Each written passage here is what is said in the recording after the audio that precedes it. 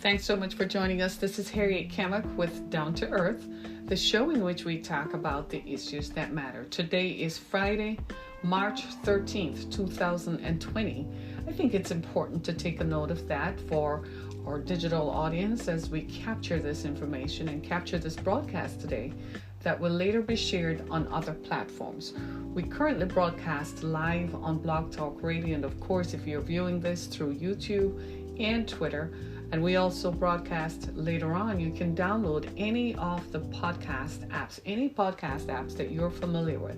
Apple, Google, Spreaker, Breaker, Overcast, iHeartRadio, Spotify. We are on, at last count, 25 podcast platforms. So at any time, you can share this message. And based on the content of today's message, I'm just going to give you a heads up right now. It is going to make you uncomfortable. It is going to make you surprised, and it is going to make you want to do something. I need that to happen and for you to be inspired to do something about the topic we're going to talk about. It is hard for us to say that we don't know a woman because you and I exist because of a woman. A woman carried us in her body and gave birth. Whether she gave birth surgically through C-section or she gave birth naturally or vaginally, a woman carried us in her body. In some cases, a woman nursed us through her body by her breasts, or she held us in her arms and fed us. That woman could be your biological mother, or that woman could be someone who loved you enough to raise you. It doesn't matter. The fact is that women are contributing members of our society. Further out, some of us were taught by women. So we had our first teacher was a woman. Some of us were raised by women. And so as we look around in our society today, and as we look around the world and see what is happening with women, not just here in the US, but women across the globe, we begin to wonder how women are treated in this 21st century. This is the 21st century after all, so we expect that by now there are some attitudes towards women that would have changed. There are some situations where by now it's not just a woman's right thing, but it's more of a human right thing. I believe a famous woman named Hillary Clinton said, "Women's rights are human rights." And I never thought that I would adopt that saying until I saw how evocative it speaks to the fact that women have rights, and for some reason, we're the group of people who are denied the most. I was watching a Law and Order episode a few weeks ago. I think it was last Saturday. I'm not self-quarantined. I don't believe I will need to be. But it was Saturday morning, and I woke up early, and I was watching a Law and Order, kind of one of their older episodes. And in this episode, a young woman who is Muslim in New York City was raped. And for some reason, she did not want to call her rapist. So she pointed the finger at someone else, right? Because of, power and so on. But what I got out of it was the attitudes of her parents. She's Muslim, so she's traditional, from a traditional Muslim practicing country. And what alarmed me was that this young woman had no body autonomy. She had no autonomy over her body. She was raped, and the family's honor and standing in the community was based on her vagina. And I thought, so because the family's whole honor is based on her vagina, she can't do anything she wants to do. And if she's raped, then all of a sudden it's her fault because she has now questioned the honor of her family. She has brought it into disrepute. Meanwhile, males are not, the honor for males in these cultures are not placed on males' penises. But a woman's vagina is politicized, and a woman's vagina comes into question, and a whole family's history and honor is placed on her vagina. And I thought to myself, I said, there is something very, very wrong with that ideology and that thinking. That's in a Muslim culture. They live here in America. It's kind of like they're here physically, but emotionally and culturally and socially, they're still in their traditional homeland, and they still treat women and girls as if they're disposable items. So the family's honor is based on the girl's vagina. because she was raped. Now the family complain and are angry with her. She was violently raped and sodomized. Yet the family complained that because of what happened to her, they can no longer walk around in the community with their heads held high. Are you listening to me? That's in the Muslim culture. Well, today I'm going to talk about femicide in Mexico. Next week, I'll talk about femicide in America. And I'm talking about femicide in Mexico because the story rings and resonates deeply with me.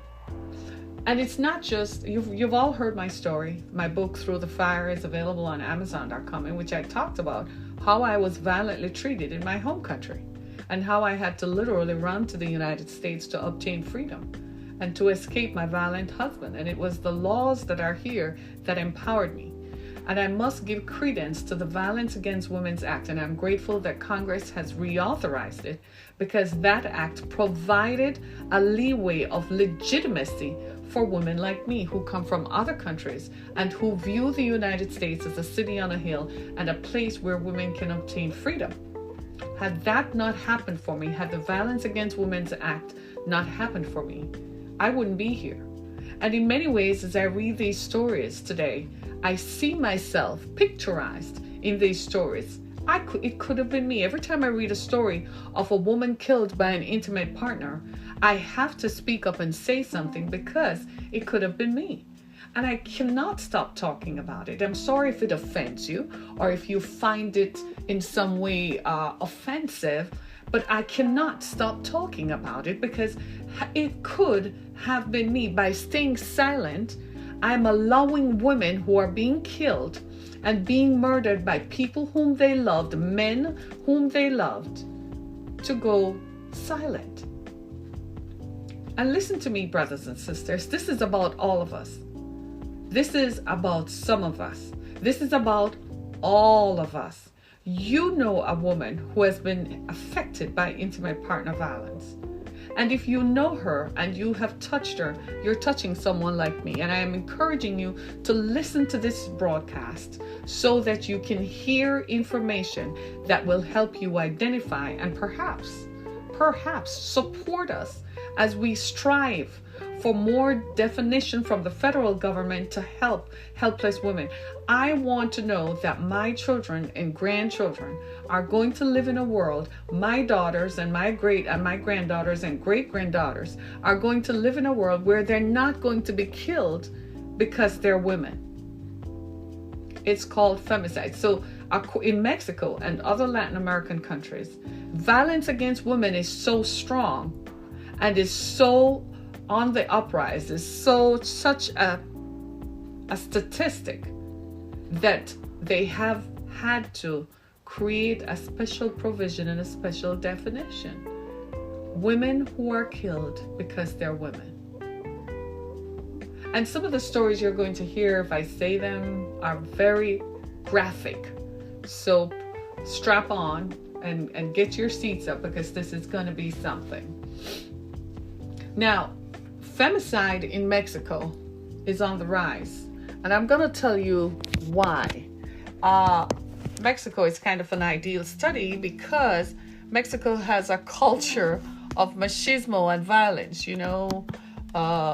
I'm the man kind of thing. So the expression of a new culture against silence and machismo is taking root in Mexico. I mean, a culture in which women are demanding equal treatment. The expression comes in light of a newly classified form of crime known as femicide, or the killing of a woman or girl, in particular by a man on account of her gender. In other words, femicide is the murder of a woman simply because she's a woman.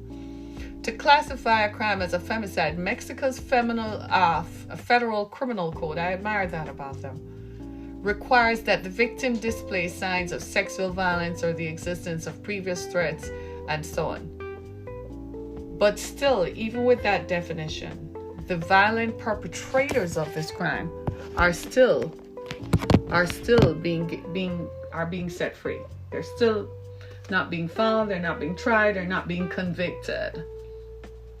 And that is a big problem because that means that more women and more girls are at risk.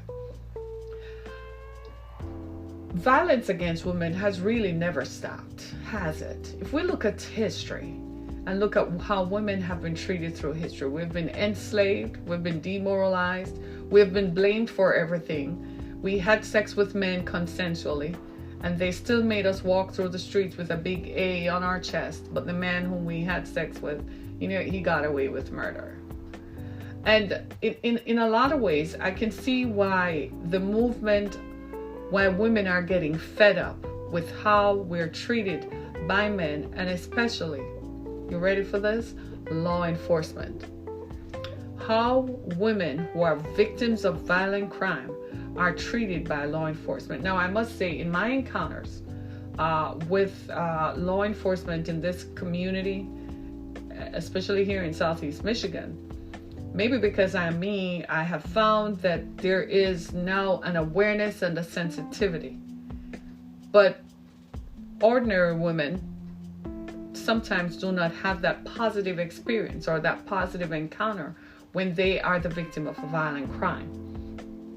Victims of crime and victims of sexual violence and victims of physical violence, invariably women hesitate sometimes to come forward to law enforcement because they're derided, they're mistreated, and they're not given the dignity and sensitivity that this kind of crime requires.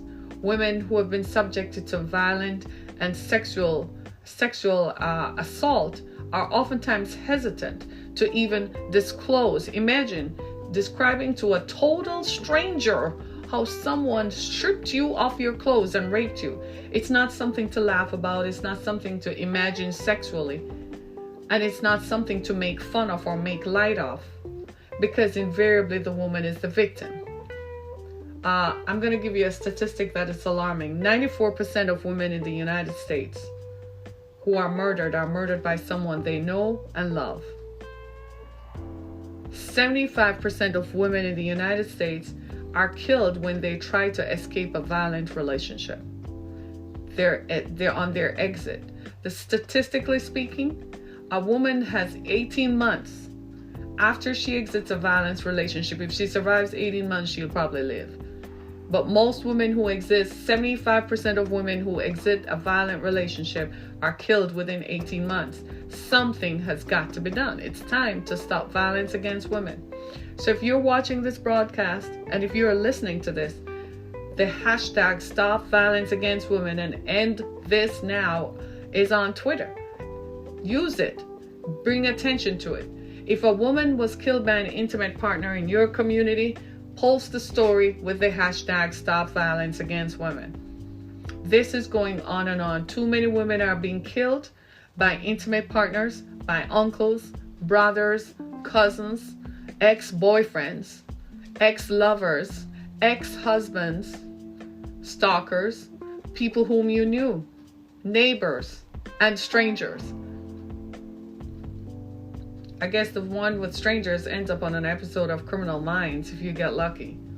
So what is femicide in Mexico and how did that start? Well, they describe it as the Mexican feminist spring, because on Valentine's Day in Mexico this past year in 2020, women staged a shutdown. On the next day, February 15th, 20 million women reportedly stayed home and struck, saying, all right, well, let's see what you do without women. It was called a day without women. Un día sin mujeres. A day without women. Millions of Mexican women stayed home on February 15th, and on the 14th, women marched in Tijuana, Mexico, right across the border. Women staged a march because so many women had been killed. And the women in these movements say that this is their last resort to obtain justice for the women who are killed, and more importantly, to create such a heightened sense of awareness that it prevents other women from being killed. No, let's just think about that for a second. How does it prevent other women from being killed? Well, if other perpetrators see that if you kill your girlfriend or your ex-girlfriend, you're mad that she left you, and then go and have a new boyfriend, if you're mad that she left you, and you see that if you think you're machismo enough and you're man enough, and I love you but I don't hate you. Love does not hurt, number one. So if you think you're man enough and you kill a woman, then you will realize that you're going to be tried and convicted and sent to prison. If that continues to happen, it could stem the tide. And then there are other factors too. I mean, like people knowing that their sons and cousins and uncles do kill women and beat up women, but you all are not saying anything. You're not telling them to stop. They just continue to do it with impunity and get away with it. And then, of course, a police officer shows up and without sensitivity makes fun of the victim's plight. I'm going to tell you a couple of stories that happened in Mexico. A 15-year-old girl who was marching in this feminist spring movement she became a part of the movement at 15 because her mother was murdered in front of her and her 4-year-old baby brother. Her mother was 33 and was stalked and killed by her ex-boyfriend, the ex-husband. Hello. Femicide in Mexico is a worsening crime. Well, what about America? Well, murder of women in America. I have a 2017 statistic. 2,237 women in America were killed in 2017. Let that sink in. Homicides by intimate partners are on the rise worldwide. Some countries don't report it because they're more of a male-dominated society. Recently, we saw where a major country in the Arab nation, in Dubai, the Prince of Dubai, his ex-wife, she's now ex, obtained a divorce from him because she had run away and gone to England to live. Lucky for her. This story further came out that 2 of his daughters have been imprisoned by him since 2000 because he didn't want them to be free. That's the culture of violence against women worldwide. In the US, 94% of women killed are done by an intimate partner. Mexico has a war on women. Machismo is the thing in Mexico. You know, even the president of Mexico even said that we should love and not hate. As if, y'all, that is going to stop a man who is intent on violently killing his former lover or his current girlfriend. One woman was stabbed and skinned by her partner. Then parts of her corpse were splashed across the newspaper. How disgusting is that? So she was victimized when she was killed by her partner and stabbed multiple times. But that wasn't wrong. That wasn't bad enough. Then the pictures of her corpse were splashed across the newspaper. So people got mad. Like, so you're proud of it? You're supporting it? You are pushing forward a culture that supports the violence of women?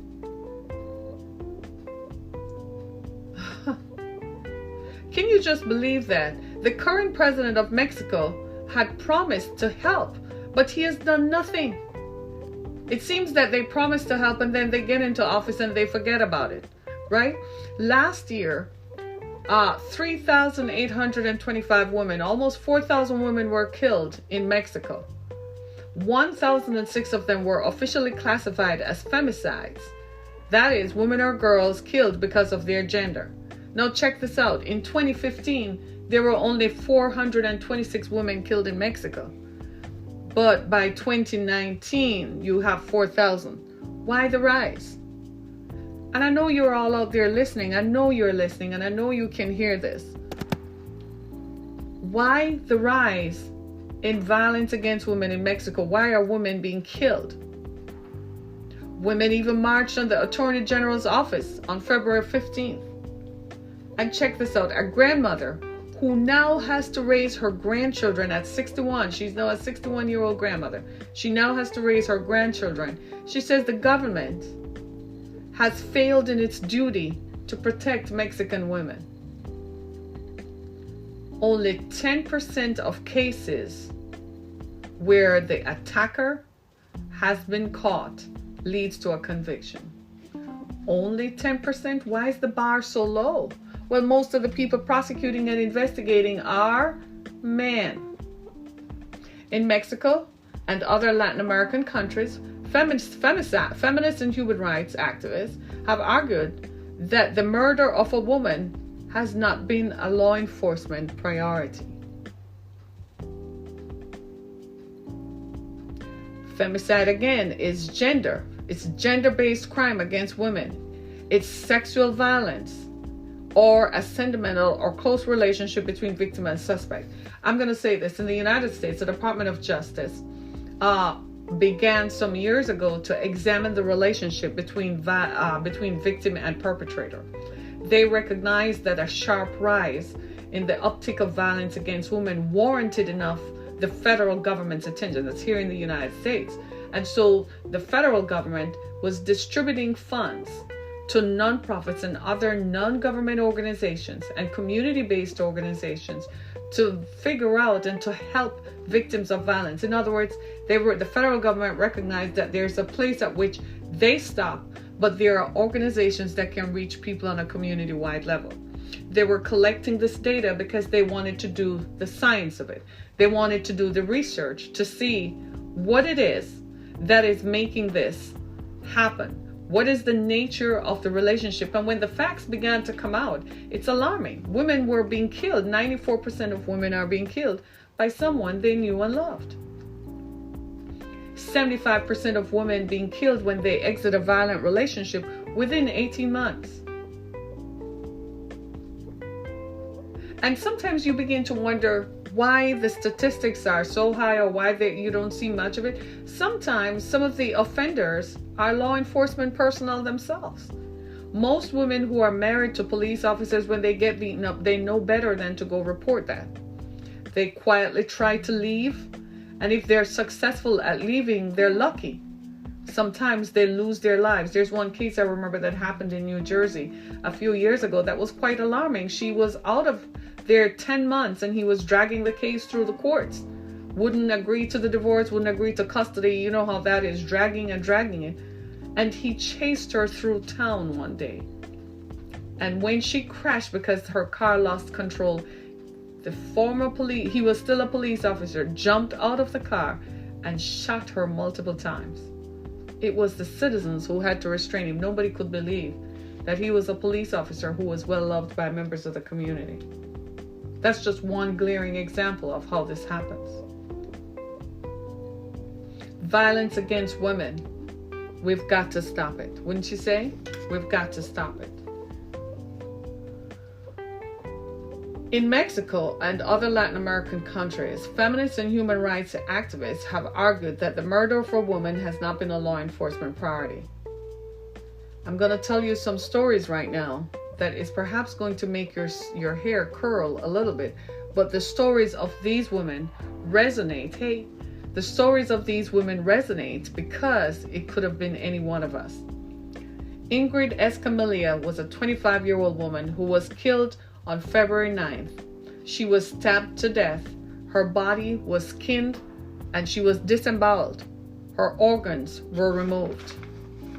Later on, law enforcement captured a surveillance video in which they saw her ex-boyfriend, whom she had broken up with. His clothing was bloodied, and they got a confession out of him. She was 25 years old.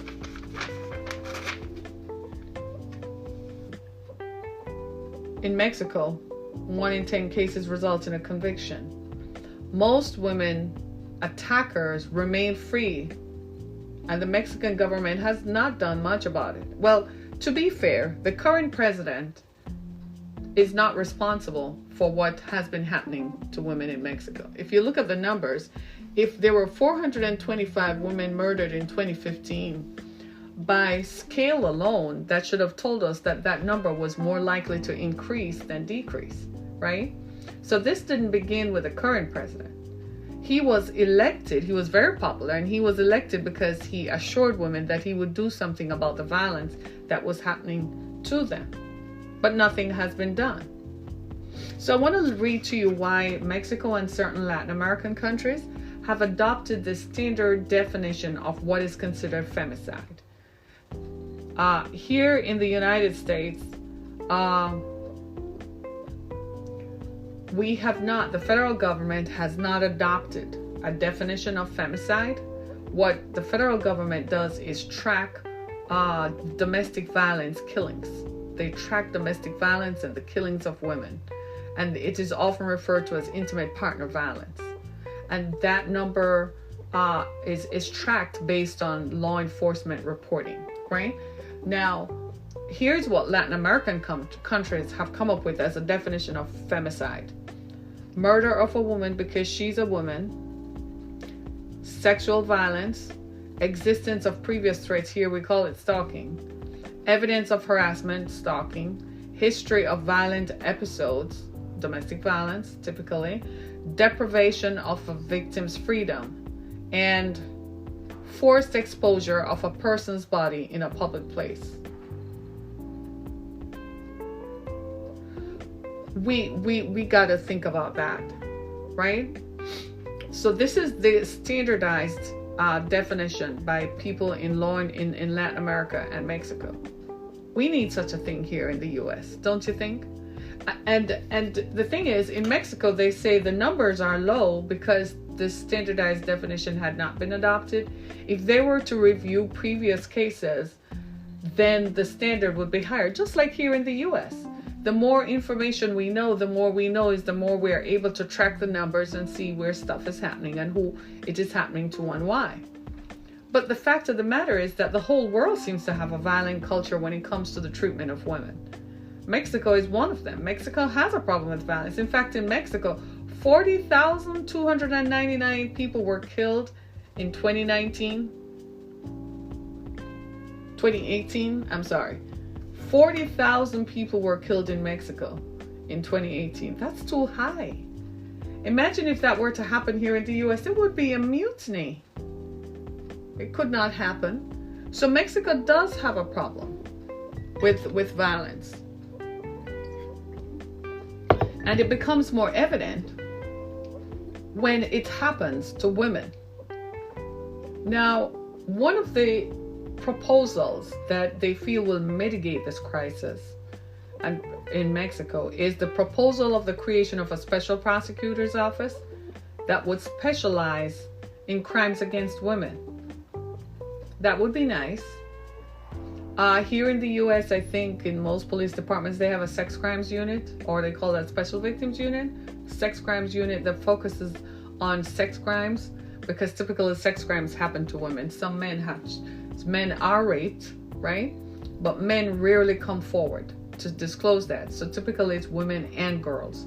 So there's the sex crimes unit, and their job really is to focus on the investigation that hopefully will lead to the prosecution of perpetrators who commit these violent acts against women and girls. And to be honest with you, this happens with impunity right across the board, right? In fact, I was looking at one number that said in 1976 there were 3,000 murders against women. And they attributed to the fact that in 1976 there were more women who were married, right? Right. And so in today's world, women are marrying later, and women oftentimes don't get married at all, right? And because they're marrying later and they're able today to run away from violent relationships. In 1976, it was harder because you were married. The laws hadn't been changed. You had to stay married. You couldn't get a divorce. They believed the man anyway. Times have changed, right? So now women are able to get away, go to shelters, and start all over again. I'm one of those women who had to start all over again. I had to start literally from scratch. I was very blessed that I had family who lived in a whole other city, who lived in Detroit. I lived in Orlando, Florida when this began, when it reached a peak. It started in my home country of Jamaica. I had to run like the wings of an eagle to come to Miami, to come to the United States, to escape a violent, abusive marriage from which I could see no end. Looking back on it now, I am so glad I had the means to run. Imagine how different my story would have been. Because in that culture, women are still killed with impunity. Nowadays, people are speaking more about it, but this was 20 years ago. There was very little action and traction being given to women who were murdered in intimate partner violence. In fact, it wasn't even talked about. 20 years ago. So I'm grateful that I'm so very grateful. I had to start all over again. And because I started all over, every day I feel like, it's a bonus. When I think of what could have happened to me, how it could have been. We exist by a slim chance. As much as we believe that we are free, we're only as free as we believe we are, because there are a lot of women who are caught up in a vortex of violence. They cannot escape violent relationships. Can I just be honest with you? Nobody goes into a violent relationship thinking, I love the violence. The perpetrator, the guy, always makes you feel like, though he's violent, it's not directed at you initially.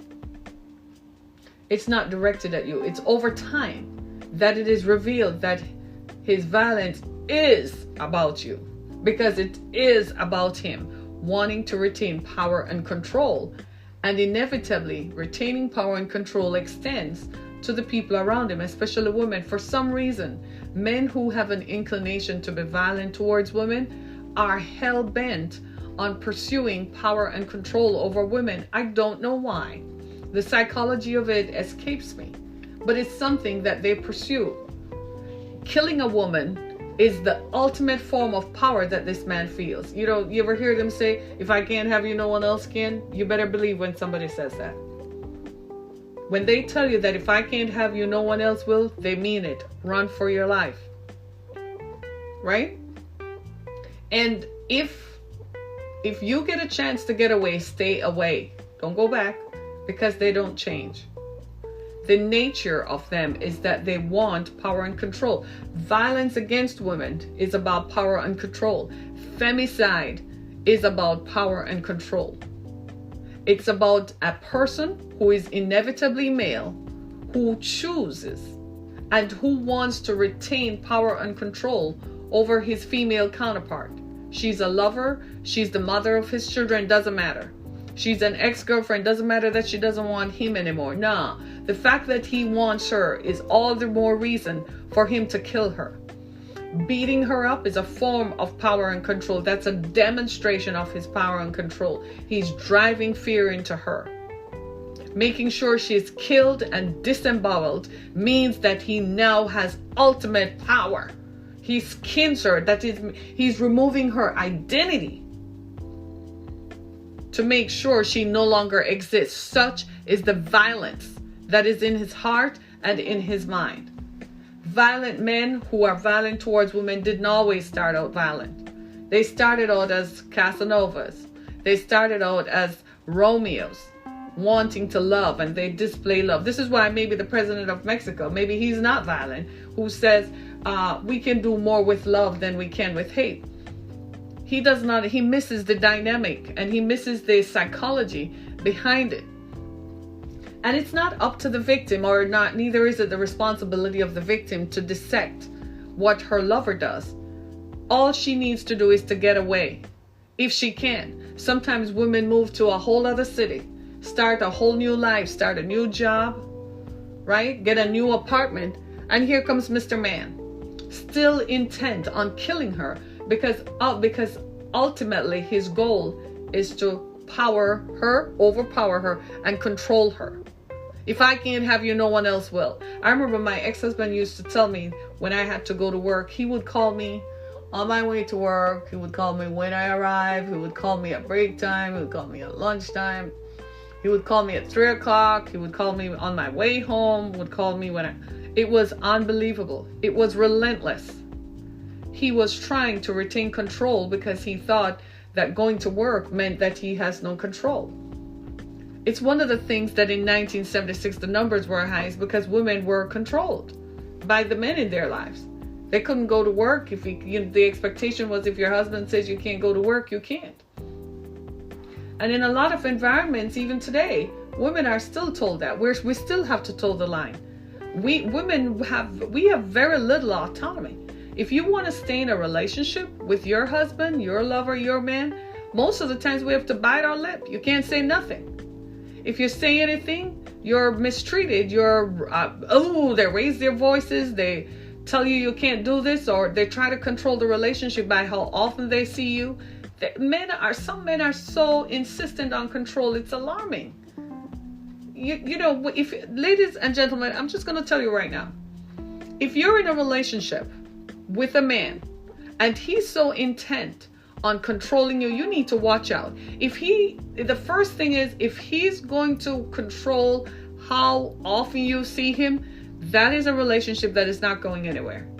If he's going to tell you when he can see you, how far the pace of the relationship proceeds, if he's going to demonstrate it to you, don't call me, I'll call you. Don't text me, I'll text you. I only see you when I want to. I don't want a relationship. Ladies, look out for that. Then you have the Romeo one. The Romeo one is, I love you, baby. No one loves you like I do. Sure. Okay. I'm going along with this. But if you so much as pick up the phone to answer the phone, who is that? I thought I told you nobody else love you like I do. No one else can love you like I do. Who are you on the phone with? When they start asking questions, who are you texting? Who are you on the phone with? Ladies, watch out. Didn't you just talk to your mom last week? You're talking to your brother. Why do you talk to them so often? That's your friend? He's your friend? Since when a man is friend with a woman? A man is not just friends with a woman. He wants to creep up on you, doesn't he? Or, where are you going? Why are you wearing that? It shows too much off you. Why are you wearing makeup? Why are you going to get your hair done? And you wonder why today, alarmingly, more women are single and choose to be single because we can't stand this BS. And we know by history of watching our mothers and grandmothers and aunts and cousins go through these violent episodes, we have now learned that the minute they start putting some boundaries and borders on you, it's time for you to run for your life. So most women are like, you know what? I'd love to be in a relationship with a guy, but I can't find the right man. I can't find a man. What she's saying is, I can't find a man who fits, and I can't find a man whom I don't suspect is going to be violent towards me. She's not going to say that out loud. She'll tell you, yeah, I went out with him and so on, but I didn't like the way he started questioning me and asking me about my movements, and he wanted to ask me, where do I go? What do I wear? She's not going to say that, because that is what? Hurtful and disappointing. You go out with someone on a date and you meet them and you are like, oh my God, pray to the Lord God Almighty, this is the one. I don't have to go through this again. And before the date is over, he wants, he's already following you on Instagram, but no, he wants your mother's phone number, wants your address. Ladies, we need to do a really good job of looking at people, right? You need to screen people. And for the love of God, please do not enter into a long-term relationship within 2 or 3 months. You are putting yourself at grave risk. If somebody comes in and they're hot and heavy and they're sweeping, and we've been socialized to expect some romanticism, right? And Prince Charming is going to come and he's going to sweep us off our feet. And men who tend to be violent have a game. They have a playbook, I like to call it, that they follow. They know exactly how to say what you want to hear. They're sociopathic and psychopathic at the same time. As sociopaths, they become exactly what you want. So they profile you. And they mirror the behavior that you want, that they believe you want.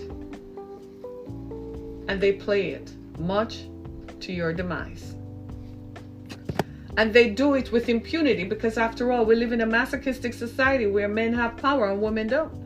Men have more power than we do. If women had power, as we want to believe we do, guess what? We would get equal pay right out the bat. If I call the police and tell them that my intimate partner has beat me up, they'll slap the cuffs out and slap it on him. But instead, they're grilling me, the victim, and re-victimizing me all over again. And by the time it gets to the prosecutor's office, he's getting a plea deal, walking away. And I'm still sitting there with the trauma and the PTSD to look forward to for years to come. This is why it's important to stop violence against women. So we recognize that after the fact is after the fact. So we want to stop it before it happens. So I've written, if you get my book Through the Fire, I have red flags in a relationship. By the time you get to number 5, you should be you should be saying, you know what, this date, thank you for taking me out. Have a good one. Right? Ladies, screen them. Don't let them come to your house and pick you up. It might be on your social media profile where you work. When you're driving after you've met them, look in your rearview mirror if you see that sucker driving behind you. I'm kidding. I'm not kidding you. They stalk you. This is how come they know so much about you, because they start following you to see who you interact with, who do you live with, how many people are in the house, which men are in there, are you related to them or not? And these are the kinds of issues that women face. And it is very difficult. I once described this to one of my brothers, right? And he said to me, sis, I'm so sorry. I had no idea. I said, how could you? You're a man. You don't know what it's like to be a woman. So how could you know that this is what we face? When I explained to my brother that every time I'm getting dressed to go out, I have to consider where am I going, because I have to view how am I going to be perceived when I put this dress on. I want to put on a dress because it looks pretty, or I like the way it looks, or the way it makes me feel. I want to put on something because it's comfortable for me to wear. But I don't have that due consideration. I have to think about, what environment am I going to be in? Is it likely that I could be attacked? I was recently explaining this to a woman. You know, I'm one of those persons who I carry I like tote bags and stuff, because I tend to have everything. I have my date book in there, my makeup bag, and I have another bag with keys and business cards and, you know, those kinds of things, and pens and all kinds of stuff. So instead of just having it flailing around in my purse, I keep it in another thing. And I was buying a purse sometime recently, and I was describing to the woman how I keep it in this thing, and then when I move from purse to purse. And she brought it up. She said, yeah, I find that I'm doing that. I said, the reason we're doing it is because we're women. We're conscious that we could be attacked. So if they try to attack you and your purse falls, everything, your lipstick and everything is going to fall out. Right? And she said, oh my God, I never realized it. I said subconsciously. So when I was describing it to my brother, he was like, sis, I'm sorry. It never occurred to him. I said, no, because you're a man. You are never vulnerable. You never feel like you never have to walk through a parking deck and have to look over your shoulder or stay on your phone. Now, hope you have signal so you can call someone while you're walking to your car. You ever seen a guy? He just walks right up to his car and boom, and goes in it. Not us. We start opening the car from 2 miles out. We start searching for a signal to open your car. Some of us bring out the app, press it in the phone, and get the car started before you get there. We have to think about, what are we going to wear? I'm one of those persons, I like to wear heels. When I started working in human trafficking, I stopped wearing heels. I became more conscious. I found myself, I started wearing more leggings with sweaters that enshroud me. I kid you not. Now, you got to understand that I'm a former beauty queen and a model. So I wore heels and skirts because I'm a girl. I like to feel girly. But when I became more public and was more in the public's eye, and I had to interface with different people across different spectrums, I began to realize that they do look at you, and I'm feminine, I'm woman. I have all the virtues of being a woman. I recognized that they were looking at me, and I felt compromised and uncomfortable. So I found myself, one time I was meeting with a group of folks, and they were all men, and there were probably like 3 other women there. And when I showed up, I was going to take my sweater off and keep on a smaller shrug. When I showed up, I found myself doing this. And the other women there looked at me and smiled. They understood immediately. Right? This is what happens. This is the culture of violence against women. Nothing is wrong with a man admiring a woman and choosing. There are better ways to express it. Please don't touch women without being invited to. Please do not comment on our looks as if it compromises us, especially professional women, especially when we're in places where we're trying to do something. It defaces us and makes it seem as if all we're good for is still getting a roll in the hay with you. Thank you for your understanding. Tell us we are beautiful. Yes. Tell us it makes us smile. Yes. Leave it at that. Recently, I went to the store. In all this craziness about the coronavirus, I went to a store because I don't want to find myself in a state where the government quarantines us and we don't have anything. So I was in the store and I had on a sweater and leggings and boots because it was a cool day. And I am at the cash register. I kid you not. I am minding my own business. I'm not talking to anybody. I'm not engaging. And this dude out of nowhere walks up and says, "Can I be your man?" To show you how aware people are today, when he said that, there was not one person who smiled or laughed. Everyone was shocked and upset that you dared to come and ask a woman that. And she didn't invite it. I never looked at the guy. It took me maybe 5 seconds before I answered. I had to really say, seriously? I was thinking to myself, you're really going to come and say that? So now am I going to have to be worried walking out of the store, walking to my car? Are you going to drive and follow me around as I go home? So I took an alternate route. A man wouldn't think like that. A man would be like, huh? What you say? Right? And so it's for those of us, we feel vulnerable. This is why we wear more pants than anything else, because they're looking up your legs. And you start telling yourself, if I have to run, I don't want to have to hitch my skirts up. In another lifetime, some of us did that. But anyway, it's beside the point. Right? But think about it. This is what it feels to be a woman. We're constantly being stigmatized. We're constantly in a state of arrested development, like the only thing we're good for is sex. And when you think you're done having sex with me, I am not done wanting to have sex with you. So you can't have sex with anybody else without my permission. In fact, you can't live without my permission. That's the messaging from men who are violent towards their intimate partners. You can't live without my permission. My permission is that you live with me for the rest of your life. I remember I had to ask my ex-husband. I had to ask him, do you think my parents created me so that you could beat me up? Do you think they created me specifically just for your purpose? Because that's what he said. That's how he acted. That's what the messaging behind his actions, and that's what he actually said. He said, you ain't got no more use to nobody else but me. And I had to sit there and think to myself, like, did I have a whole life before this man? Or what? Did I grow up? Was I somebody's child? Did somebody love me? Did somebody take care of me? And they took care of me so that this man could treat me like this? That was a different time. I don't let that happen to me today. I just don't engage with anybody. I'm like, I'm good. Because at the first sign of control, I'm gone. I don't want to be asked any questions. And ladies, there is a place in which men whom you choose to engage with intimately, there's a place in which they do ask questions for safety's sake. We have to have the wisdom to know that, but you can tell. And I'm going to tell you how you know. You want to know how you know? Good old-fashioned gut instinct.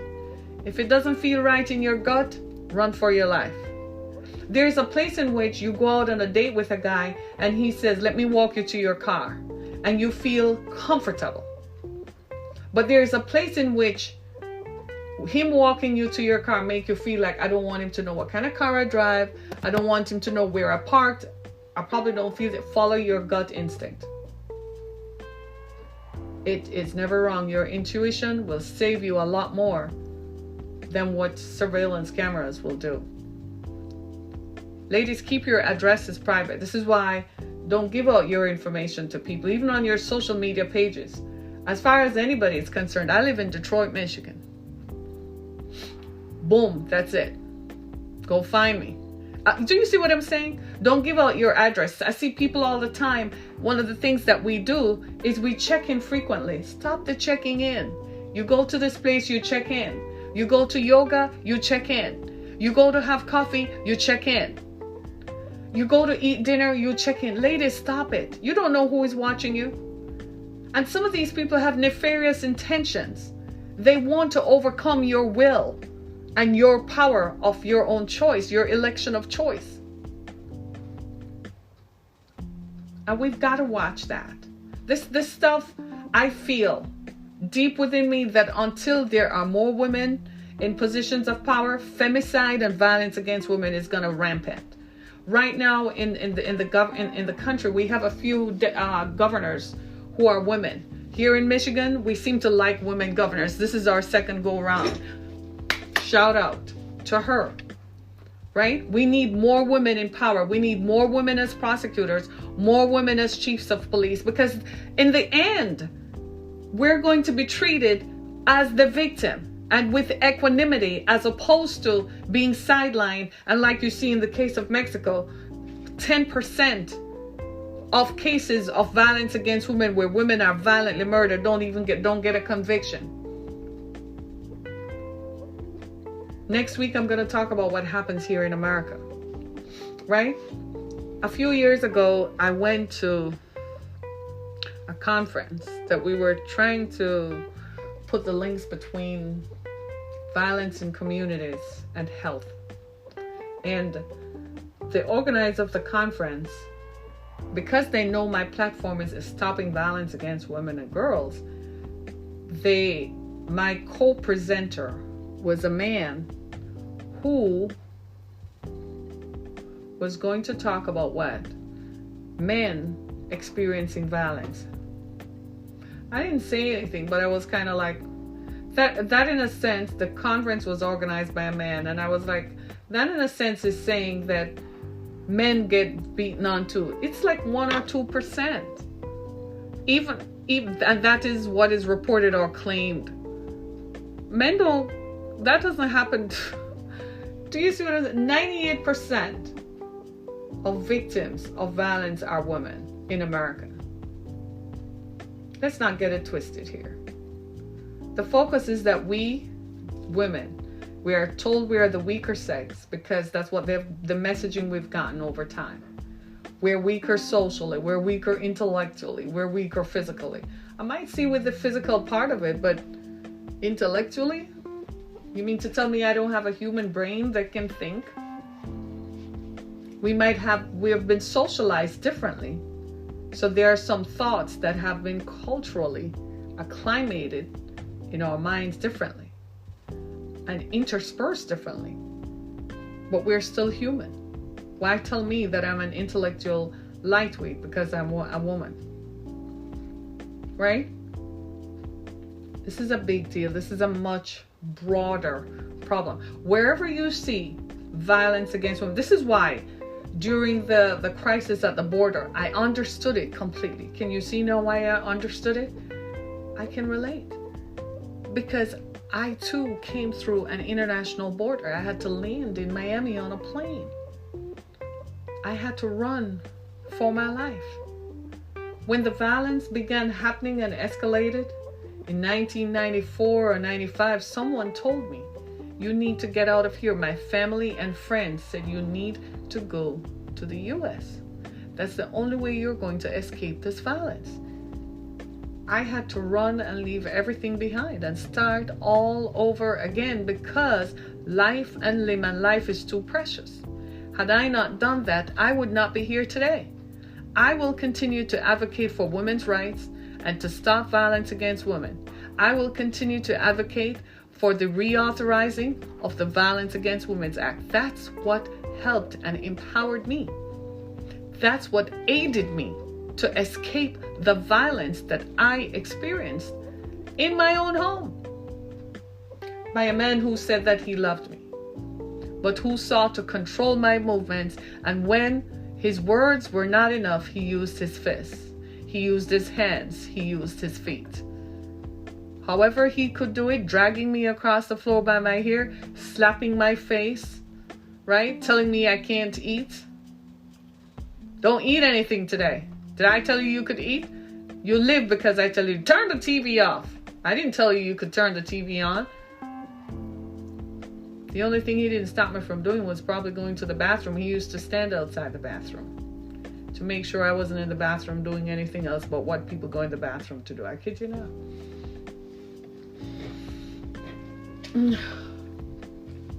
Femicide. So when you see me today smiling and talking about this stuff, you see now why I had no choice. I had to do what I do. I write books. My book, Through the Fire, is available on Amazon. Could you buy me a copy of that book? I'd really appreciate it. Do you think you could? You would be help supporting me because I had to run from violence so that I could live. Could you go to the ExodusFoundation.com? That's an organization I started to help women like myself. Could you go over there and make a donation? If it's $1, I'll take it. If it's $5, you're helping me pay the bills and keep the lights on. And support this podcast because it's liberating, not just for me, but for millions of women whom I probably will never meet, whom I probably will never have the pleasure of sitting in front of. But it helps to get the message out. Could I ask you a favor to share this podcast with others? The information that you've heard here, could you share it with others? Play this over and over again so that others can hear this and recognize that we have to do something about this epidemic of femicide. It's now it has been, talk about a virus being a pandemic. Violence against women has been a pandemic for generations after generations after generations. It's time to stop it, and it ends now. My name is Harriet Kimmick. Go to my website, harrietkimmick.com, as well as visit my page on Anchor FM. Continue to support this podcast by listening and sharing this information with others. I'll be back with you. Today's Friday. I'll be back with you on Sunday morning, as we talk about the issues of faith and we talk about the intersectionalities where our humanity encounters the divine. Thank you so much, everybody. Have a good weekend. Stay safe. Do not drink. Wash our hands. I can't believe they're telling us that washing our hands is going to save us from a virus. Well, okay, we'll do it. Thank you so much, everybody. Be blessed.